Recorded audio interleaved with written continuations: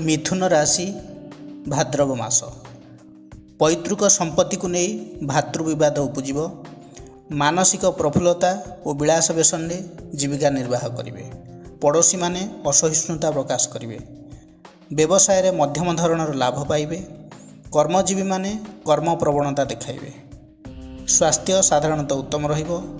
शुक्रंक जोगु आत्मीय स्वजनक सह मिलन, बंधु मिलन एवं परिवार रे सुख शांति प्राप्ति हेबो। मंगलंक जोगु शत्रु वृद्धि पाइबे। महिला माने परिवार रे प्रशंसित हेबे। विद्यार्थी माने उत्तम फल पाइबे। मिथुन राशि व्यक्तिविशेष माने प्रतिकार कौन करेंगे। विष्णु सहस्र नामर पाठ करंतु एवं आपणकर राश्याधिपति हेले बुध। बुधंकर बीज मंत्र जप करंतु। मंत्रटी है ओं ब्रांग ब्रिंग ब्रंग स बुधाय नमः। दैनिक 108 थर जप करंतु। आपणों शुभ रहिबो।